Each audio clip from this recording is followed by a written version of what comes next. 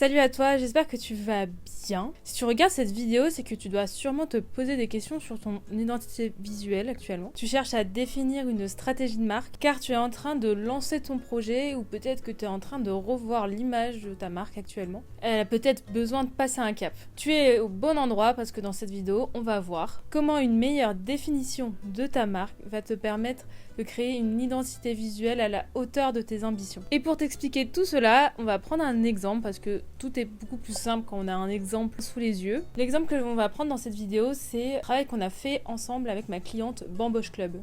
Ensemble, nous avons travaillé sur sa stratégie de marque en profondeur et nous avons créé une identité visuelle qui est vraiment à la hauteur de ses ambitions et qui parle à sa cible.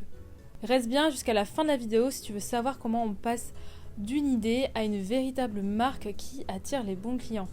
Avant de commencer, je me présente, moi c'est Ludivine, fondatrice de l'atelier de nature et à mon compte depuis 2019. Je crée ou je recrée des identités visuelles singulières et durables pour des marques qui veulent rayonner et changer le monde avec leurs idées. Et tout ça avec une bonne dose de stratégie et une touche d'éco-responsabilité. Par la suite, je vais les accompagner dans la création de supports de communication éco-conçus, qu'ils soient imprimés ou digitaux. Et je suis également formatrice en éco-conception graphique. J'ai créé un cours dédié à ce sujet. Et d'ailleurs, beaucoup de vidéos sont sur l'éco-conception graphique, le graphisme éco-responsable sur ma chaîne YouTube. Et si toi aussi tu veux travailler sur ton image de marque, je t'explique en fin de vidéo comment on peut travailler ensemble. Donc abonne-toi, mets-moi un pouce, laisse-moi un commentaire si la vidéo te parle, si t'es confronté au même sujet ou si même t'as des questions. On peut commencer ? Alors j'imagine que tu es en train de lancer ton activité, que tu es en train de te renseigner sur plein d'aspects comme les business plans, l'administratif, la comptabilité, tes fournisseurs, etc. Et là, petit à petit, tu vas te rendre compte de l'importance d'avoir une identité visuelle pour ton activité, pour ta marque, pour vraiment te rendre visible, pour pouvoir commencer à communiquer et que des personnes aient confiance en ton projet. Ou peut-être que tu es en train de réfléchir à comment faire évoluer ton identité visuelle pour la faire monter d'un step, monter en gamme. Là, tu ressens vraiment le besoin de repartir sur de bonnes bases, de tout retravailler en profondeur pour vraiment avoir une image de marque qualitative. Dans le cas de ma cliente, elle s'est posé des questions suite à une reconversion. Moi, cette activité, je l'avais déjà en parallèle de mon activité professionnelle depuis une dizaine d'années, c'est-à-dire que je le faisais à titre personnel. Donc j'organisais des événements pour mes proches depuis 10 à 15 ans. Et du coup, j'avais envie justement qu'au moment où je lance mon activité, ce soit tout de suite de manière professionnelle. Et vraiment faire une coupure entre tous ces services-là que je proposais avant en tant que moi-même et maintenant en tant que Bamboche Club, mon entreprise. Et j'avais envie d'avoir tout de suite une image qui soit crédible, professionnelle, lisible pour les personnes qui me connaissaient pas. Ils arrivent à rentrer tout de suite dans mon univers. Quand on se lance, on peut facilement penser que faire soi-même, c'est le plus simple, le plus efficace. Peut-être pas la meilleure solution, mais qu'en tout cas, ça va pas nous coûter grand-chose. Yael a voulu aller à contresens de son entourage qui lui disait exactement la même chose, mais elle sentait au fond d'elle qu'elle avait vraiment besoin d'être accompagnée sur son image. J'aurais pu bidouiller quelques trucs, mais en fait, j'avais pas du tout envie de ça, déjà parce que j'avais pas le temps à consacrer à ça. Ça me rassurait aussi de m'entourer de gens qui avaient des compétences que moi, j'ai pas forcément, savaient où il allait et qui pouvaient m'apporter des solutions que moi, j'aurais pas pu trouver seule. Bon, direct spoiler, Yael a décidé de travailler avec moi avec l'offre signature que je propose, qui mélange stratégie de marque et identité visuelle. J'en avais entendu parler aussi dans mes études, etc. Mais ça restait quand même assez vague pour moi dans ce que ça pouvait comprendre, contenir et surtout de ce que ça pouvait aussi apporter. J'avais juste le sentiment que ça représentait quelque chose de global. C'était de pas réfléchir à seulement la création d'un logo avec des couleurs et voilà, mais de réfléchir un peu plus en profondeur à ce que tu as envie de dire, à qui tu t'adresses. Bon commençons du coup à parler de la stratégie de marque. Définir sa marque, c'est vraiment la base quand on se lance à son compte. Savoir donner une définition de ce qu'est notre marque, mais pas juste technique, vraiment juste. C'est savoir se présenter, c'est savoir qui est sa cible, c'est savoir prendre une place avec un positionnement, c'est vraiment connaître les réels bénéfices de ton produit au-delà de l'aspect juste technique, c'est connaître sa vision, sa mission, savoir raconter son projet, plus dans l'aspect storytelling. Et ça, c'est ce que permet le travail de stratégie de marque. Et du coup, pour créer une identité visuelle, d'abord, on travaille sur la stratégie de marque. Alors des fois, on peut créer juste son identité visuelle et dans les années après, commencer à travailler réellement sur sa stratégie de marque et faire évoluer son identité visuelle par la suite. Mais dans le cas de ma cliente, on a commencé directement avec la stratégie de marque. Travailler sur la stratégie de marque, c'est apprendre à la définir, c'est lui donner une définition. C'est si on devait la chercher dans un dictionnaire, qu'est-ce qu'on dirait dans le dictionnaire de cette marque. Pour ma cliente, son produit, son service, c'est d'organiser des événements. Ça, c'est l'aspect technique, c'est ce que plein d'entreprises font. Mais qu'est-ce qui fait que Bamboche va réellement se différencier? Pour créer une marque, il faut savoir à qui on s'adresse, pourquoi on crée cette marque, comment cette marque va vivre. On se différencie avec un positionnement précis. On écoute ce qui nous fait réellement vibrer au fond de soi. Aussi, le marché pour savoir qu'est-ce qui va plaire. Il faut que ça plaise à nous, mais il faut surtout que ça plaise à ta cible pour que tu puisses être rentable et gagner ta vie avec ton activité. Si on cherche à créer un produit qui apporte réellement de la valeur. La stratégie de marque, c'est un peu comme un plan de route de son projet entrepreneurial. Imaginez que vous partez en voyage. Avant de démarrer, vous avez besoin de savoir où vous allez, quel est le meilleur itinéraire, quels sont potentiellement les obstacles sur le terrain aussi. Vous avez besoin de vous préparer à tout ce qui va arriver au cours de route et tout ce que vous avez prévu de faire sur la route. C'est ce que ma cliente a fait dans mon accompagnement de stratégie de marque. On va à la rencontre de sa cible. Elle a enquêté directement auprès de sa cible via des interviews, via des enquêtes quantitatives. Et le but, c'est questionner sur ce que réellement veut sa cible. Tout ça, elle a pu le faire grâce à des outils que je lui ai fournis dans mon accompagnement pour aller à la rencontre de sa cible. C'est sûr que ces entretiens-là, ils m'ont permis de me rassurer aussi sur le côté émotionnel aussi de ce que ça crée chez les autres. C'était hyper intéressant de connaître leurs habitudes, la manière dont ils regardent les choses. En fait, j'étais très surprise des réponses même sur la plupart des gens. Donc c'était intéressant de confronter mon imaginaire par rapport à ce que je projetais de ce qui serait essentiel pour certaines personnes. Ça, pour moi, c'était hyper important parce que c'était vraiment ce qu'on s'était dit, que ces entretiens-là, ils touchaient vraiment le cœur de ta cible. Donc. Nous avons eu quelques ateliers, des échanges, un autre questionnaire qu'elle a dû remplir vraiment sur ce qu'elle avait à l'intérieur d'elle pour son projet, pour sa marque. Et de tous ces éléments-là, et après analyse, j'ai rédigé la stratégie de marque qui est un beau document de plus de 40 pages où on va y retrouver tous les éléments nécessaires pour structurer sa marque, des fondamentaux de la vision, de la mission, etc. Au portrait de ses clientèles idéales, à sa concurrence, son marché, son positionnement, quels sont ses bénéfices fonctionnels, quels sont ses bénéfices émotionnels. On est allé un peu plus dans le storytelling, faire émerger des concepts clés, et même après on va jusqu'à l'identité verbale où on va définir certaines phrases d'accroche, des baselines quand elle va communiquer, et aussi sa personnalité à la marque. Et ce document, c'est vraiment c'est beaucoup de texte, mais c'est du texte que vous allez pouvoir utiliser dans toutes vos communications. C'est ça qui m'a décidé aussi, c'était d'avoir cet aspect global de réflexion sur ton message, tes cibles, même tes produits, tes services, ce que tu veux dire de toi, ce que tu veux pas dire. Et tout ça, c'était hyper intéressant pour moi parce que c'était, on va dire, que j'avais commencé petit et là, on élargissait, ou alors à l'inverse, on resserrait sur des choses beaucoup plus précises, et c'était hyper intéressant pour moi. Et du coup, après ce travail, ma cliente, elle fait pas que de l'organisation d'événements, elle est créatrice d'expériences ludiques et festives. Bamboche Live, c'est des fêtes qui vous ressemblent avec des jeux qui vous rassemblent. Et du coup, avec ce travail, ma cliente a réussi à donner une définition à sa marque. Ce document est un réel outil pour elle au quotidien. Elle va s'en servir régulièrement pour savoir comment elle doit parler, comment elle doit se positionner, comment elle doit être perçue. Ce qui m'a convaincue, c'est pouvoir justement prendre les choses étape par étape. Ça me rassurait aussi dans la collaboration avec toi que du coup, tous les éléments que j'allais te fournir, ça allait être des éléments que toi, tu allais pouvoir utiliser dans la partie créative ensuite. Est-ce que finalement, j'ai besoin de ça parce qu'en fait, je suis toute seule Est-ce que c'est pas plutôt pour les grosses entreprises? Je pense même que c'est tout l'inverse. Parce que justement, quand on est seul, et au moment où j'en étais dans mon projet, je pense que c'est exactement le bon moment pour prendre cette prestation-là, en plus ce service-là. Parce que ça m'a permis aussi, moi, de structurer tout ce que j'avais déjà rédigé, préparé comme contenu, etc. Et d'y réfléchir d'un point de vue de communication. Si tu veux en finir avec le bidouillage, réellement, mon accompagnement est fait pour ça. Je t'en dis plus en fin de vidéo. Une fois qu'on a travaillé sur la stratégie de marque, on va pouvoir travailler sur l'aspect visuel. Et ça, c'est en 2 parties. On a d'abord la direction créative et après l'identité visuelle. Pourquoi c'est important de bien travailler son identité visuelle? C'est une expression de votre stratégie. C'est comment on met en image les mots qu'on a écrits dans la stratégie de marque. Du coup, le but, c'est que le design soutienne vos objectifs commerciaux et que ça ne soit pas juste un design pour faire joli.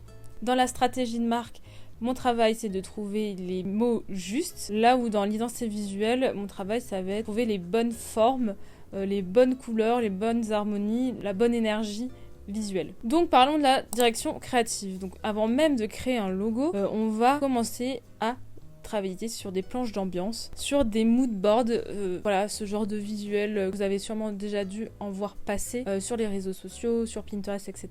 C'est un ensemble de visuels qui permettent de comprendre dans quelle direction nous allons aller avec votre marque. Et du coup, réellement, la direction créative, c'est la traduction visuelle de la stratégie de marque. Je vais commencer à reprendre toute la stratégie de marque, même si du coup après l'avoir rédigée je la connais bien, je sais vers quelle direction je vais aller, mais je reprends tout le document et je vais mettre en avant les mots qui sont les plus récurrents, les plus forts.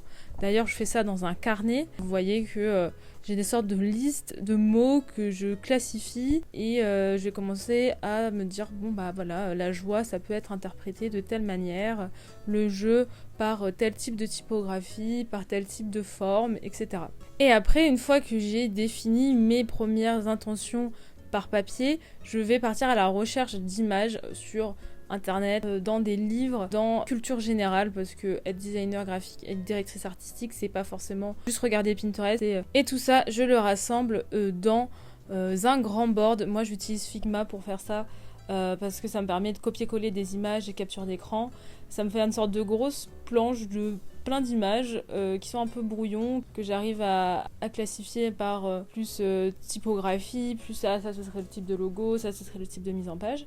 Et après, en fait, je vais vraiment sélectionner méticuleusement chaque image pour avoir un mood board, pas qui se répète de plein d'images similaires, mais vraiment que chaque image se parle de la manière dont je vais créer l'identité visuelle, à quoi va ressembler l'identité visuelle. Parce qu'en fait, cette planche, moi, j'arrive à me projeter sur que si je mélange telle et telle image, ça va créer telle chose, je sais que je vais le faire comme ça. Mais il faut que cette planche soit compréhensible auprès de ma cliente. Du coup, je vais présenter chaque aspect de son identité, donc avec des planches supplémentaires qui vont reprendre les images de la planche principale. Mais du coup, bah voilà, la planche logo, où ici, le concept principal de la marque, ce sont des cadres. On encadre des souvenirs, c'est qu'on veut s'en rappeler éternellement. Ils vont peut-être pas consciemment le penser, mais inconsciemment, leur cerveau, quand ils vont voir cette mise en page avec un peu des cadres et tout, ça va leur parler inconsciemment et ça va leur rappeler des émotions. Les émotions vont faire que votre cible va accrocher à votre marque, vous commencez à vous faire confiance et après faire appel à vos prestations ou acheter vos produits. Quand tu m'as dit qu'il n'y aurait qu'une seule proposition, j'ai un petit peu paniqué. Parce que je me suis dit, c'est qui tout double, je savais pas trop comment ça allait se passer si ça collait pas. Sauf que, en fait, j'ai compris assez rapidement comment on allait travailler ensemble. Du coup, bon, déjà, il faut savoir, spoiler alerte, que j'ai pleuré en découvrant le mood board. Il faut le dire. Bon, je suis quelqu'un de sensible, donc voilà. Mais pour dire que vraiment, ça reflétait à 100% mes goûts, ma personnalité, ce que j'avais envie de dire de ma marque, l'univers que j'aimais. Voilà, il y avait un côté rassurant parce que tu demandais quand même des petites choses qu'on aimait en termes graphiques. J'aurais pu te partager mon tableau Pinterest qui existait depuis 14 ans. Mais en fait, c'était très bien de ne pas l'avoir fait parce qu'au final, c'était encore mieux que ce que j'avais pu imaginer. Et c'est vrai que une fois passé le côté un peu stressant de se dire ça, en fait, ça, maintenant, avec le recul, ça me paraît assez évident. Et je me dis que déjà, si tu avais dû fournir 3 fois ce travail, ça n'aurait jamais pu être ce travail. Cette qualité de proposition au niveau de la direction créative, en fait, elle aurait pas pu, je pense, être aussi affinée parce qu'en fait, finalement, la vision que tu as, bah, elle peut être que unique. Enfin, elle rassemble en fait tout ce que je t'ai donné comme information et par rapport à ça, tu fais ce que toi tu penses être la chose la plus optimale et la plus en lien, en phase avec tout ce que moi j'ai voulu transmettre comme valeur, etc. Donc finalement, je me serais dit, bah en fait, si c'était pour en fournir deux ou trois, dont une, on sait très bien comment ça marche dans le milieu. Et oui, je propose qu'un seul moodboard, c'est plutôt étonnant, mais finalement, c'est pour moi la meilleure solution après une stratégie de marque. On a l'habitude d'avoir plutôt 2 ou 3 propositions dans les prestations, mais moi, c'est vraiment un parti pris. Si on fait ce travail de stratégie de marque tout en amont pour vraiment définir qu'est-ce qui différencie votre marque, ça n'a pas de sens dans mon travail, dans mon approche, de vous proposer 3 versions de cette stratégie de marque qui en fait finalement démultiplie l'impact de votre marque en 3 propositions. Et ce qui fait qu'en général, ce qui se passe toujours, c'est qu'on essaye de fusionner des pistes. Une seule idée permet de mettre en avant tous les aspects de la marque. Certains aspects de la marque vont être plus forts, mais c'est à nous de décider si c'est celui-là qu'on souhaite mettre en avant plus que d'autres. Et ça se travaille dans la stratégie. Donc voilà, finalement, une seule direction, et c'est la bonne. Ce qui permet d'avoir un résultat aussi optimal, c'est bah, tout le travail qui est fait avant avec la stratégie de marque. Et c'est sûr que je pense que c'était impressionnant pour moi et c'était impressionnant pour des gens qui me connaissent que toi, tu aies réussi à saisir aussi bien les choses parce que eux aussi ne savaient pas tout ce qu'on avait échangé avant, les temps passés à discuter, à échanger avec les questionnaires, etc. Toutes les informations que je t'avais transmises. Et je me souviens que la première personne à qui je l'ai montré, c'est ma sœur et elle m'a dit c'est fou, on dirait qu'elle est venue chez toi. On dirait qu'elle est venue dans ta maison, ta déco, et je me suis dit bah bingo quoi parce que moi j'avais déjà ressenti ça. Tu vois clair en moi, mais ma personnalité, mon business et tout, donc j'étais trop contente. Mais le fait que ce soit des gens autour de moi qui le ressentent aussi. L'étape du mood board, c'est vraiment la plus importante parce que c'est vraiment la plus créative. Parce que finalement, après, l'identité visuelle, c'est de l'exécution. Donner la direction visuelle à votre marque, c'est la partie qui crée le réel concept graphique à votre marque et ce qui va vous permettre aussi de l'utiliser plus facilement derrière. C'est du jus de cerveau. Voilà, c'est vraiment... on y passe du temps sur cette partie-là parce que c'est la plus importante. En troisième étape, on va avoir la création de l'identité visuelle. Vraiment la création technique où on va créer chaque élément. Donc c'est là que je vais commencer à prendre encore mon carnet, mais cette fois-ci pour faire des croquis, de logos, de lettrage, manière de disposer les éléments entre eux. C'est par le papier, par le carnet que mes premières idées vont s'infuser. Voir si en fait ce que j'avais pensé dans le mood board, bah ça fonctionne. Des fois ça fonctionne, des fois ça fonctionne pas, donc on élimine certaines idées. Après je vais passer sur les outils techniques numériques comme Illustrator et donc peaufiner chaque petite courbe, chaque petit élément pour vraiment avoir un logo parfait et qui soit harmonieux, équilibré, où chaque lettre qui ont été créées sur mesure, hein, où les éléments ne sont pas déjà existants chez d'autres personnes, mais que vraiment votre identité soit unique.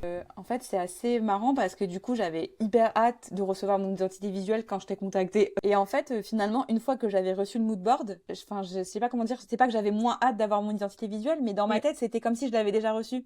Parce que, ok. parce qu'en fait, j'avais trouvé que ouais, c'était exactement ça que je voulais. Donc maintenant, en fait, fais do your magic et puis toi tu fais tes trucs et moi je sais que ça va être bien en fait, je sais pas comment dire. Et donc j'ai eu l'effet genre waouh c'est incroyable parce que il y a le nom de la marque et tout ça et voilà. Mais en fait l'ambiance, l'univers et tout, j'avais déjà eu cet effet waouh au moment de découvrir la direction créative. Et donc du coup pour moi en fait c'était la petite cerise sur le gâteau alors qu'avant je pensais que c'était ça mon gâteau quoi. Et du coup voilà, je sais pas comment dire mais c'est exactement comme ça que je l'ai ressenti. Et pareil, comme la direction créative, je crée une seule piste parce que finalement, quand on a validé la direction créative, l'idée c'est qu'on est sûr à 80% de à quoi va ressembler son identité visuelle. Donc, une seule piste, je traduis, j'exécute mon idée créative en fichier qu'on va pouvoir utiliser sur notre communication. Même si au final c'est qu'une proposition. C'était une proposition d'un logo en 6 couleurs, des petits monogrammes en 2 versions, de petits trucs. Donc en fait, il y avait plein de propositions dans une. Et en fait, c'était aussi ça qui m'a surpris et qui a surpris aussi les gens autour de moi et qui a fini de les convaincre que j'avais fait le bon choix. C'était de dire, en fait, voilà ce que c'est une identité visuelle.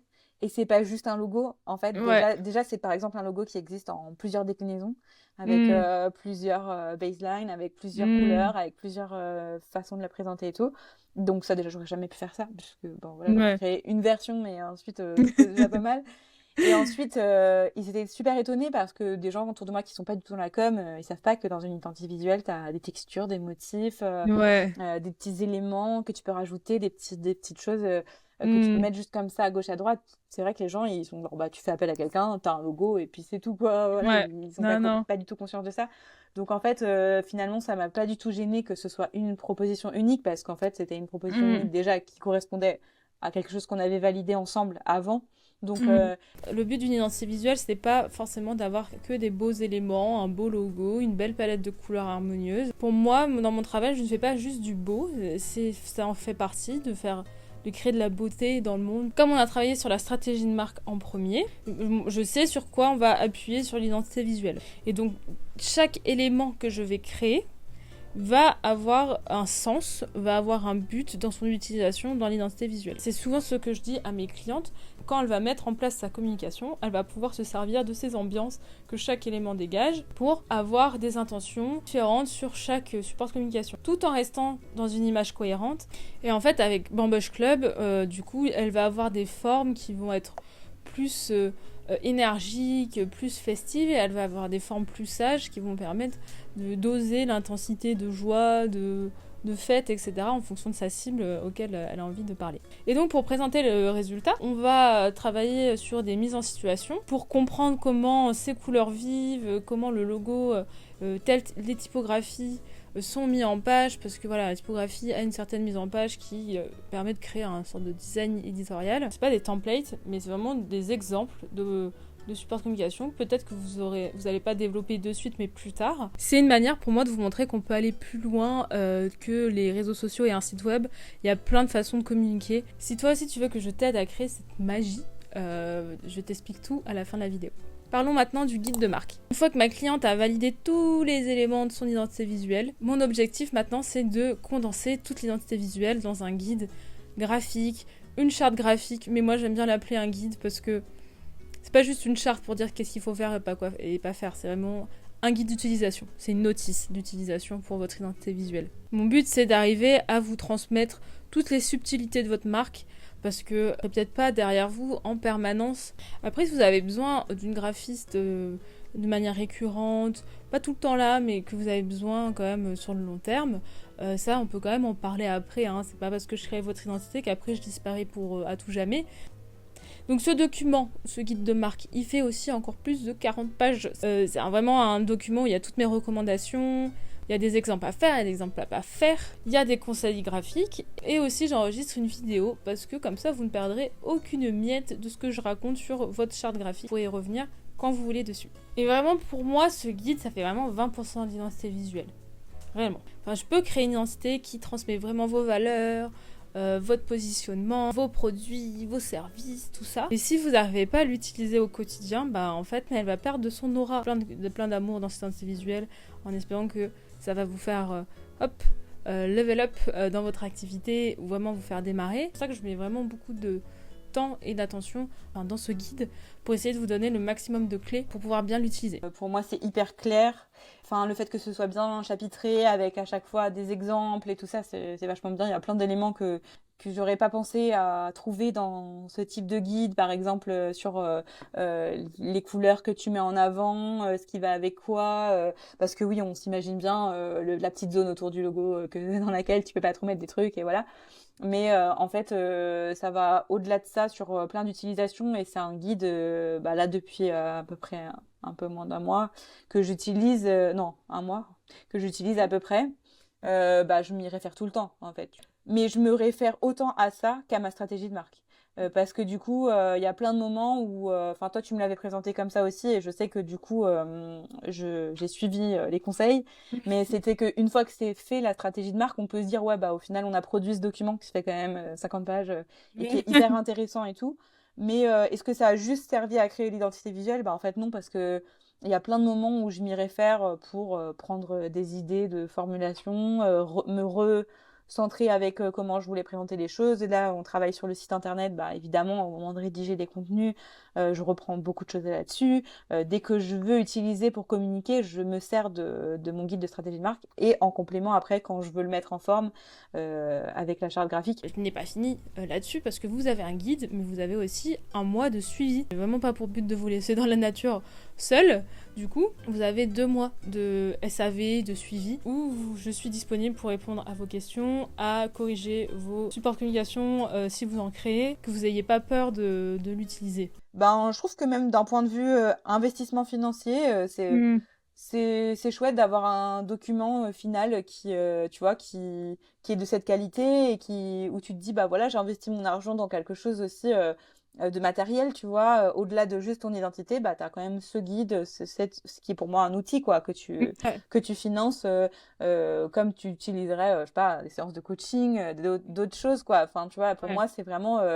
c'est un petit guide de coach en communication spécialement pour toi, pour ta marque. Donc, je le vois un peu comme ça. Guide sur mesure Voilà, pour ta c'est ça. marque. Qui est vraiment adapté à toi à 100%. Donc, je le vois vraiment comme un petit coup de pouce supplémentaire pour pas trop se paumer dans... Comment tu te sens par rapport à ta com? Et c'est la dernière. Ok. Ben, je me sens plus confiante, quoi, forcément, déjà, d'avoir tous ces outils-là avec moi. Il y a au tout début un côté un peu impressionnant, forcément, parce que ça y est, maintenant que tu l'as, ben, il faut s'en servir, il faut bien s'en servir, il faut essayer de l'utiliser au mieux il y a un côté forcément où j'ai envie de bien faire et voilà. J'ai envie de la mettre en valeur, vu que je sais qu'elle a été créée avec soin et tout, et j'ai pas trop envie de faire de faux pas. Mais c'est vrai que bah, c'est hyper précieux dans tout ce que j'entreprends. Là, des gens qui me connaissent pas, qui reçoivent un guide de prestation qui ressemble au mien, bah, ils me disent waouh, super belle votre plaquette. Des gens qui voient un post passer se disent tiens, ça change un peu, c'est original.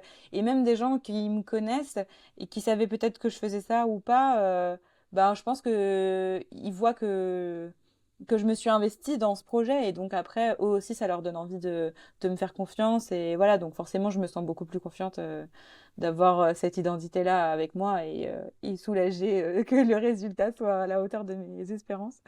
Pour résumer, comment une meilleure définition de sa marque va te permettre de créer une identité visuelle à la hauteur de tes ambitions? Pour moi, la stratégie de marque est vraiment centrale là-dedans. C'est suivi de la direction créative, donc de la création des moodboards, puis de la création d'une identité visuelle sur mesure, puis après un bon guide, une bonne charte graphique qui permet de vous laisser prendre la main de manière efficace sur votre identité visuelle, et avec un suivi bien sûr sur le long terme. Et du coup, Yael a bénéficié de tout ça pour la création de Bamboche Club. Et vous avez pu voir le résultat graphique, mais aussi son témoignage tout le long de cette vidéo. Pour moi, une bonne identité visuelle, ça ne se voit pas, elle se ressent. Et c'est ce que je t'aide à créer avec ta marque. Voilà, c'est déjà la fin de la vidéo. J'espère que cette vidéo t'a permis de comprendre l'importance de poser des bases solides pour créer une identité visuelle, une image de marque forte et alignée. Si tu te reconnais dans ce cheminement, que tu veux travailler sur une vraie stratégie, une identité visuelle qui te ressemble et attirer les bons clients, alors je serai ravie d'en discuter avec toi. Je t'invite à réserver ton appel découverte via le lien en description.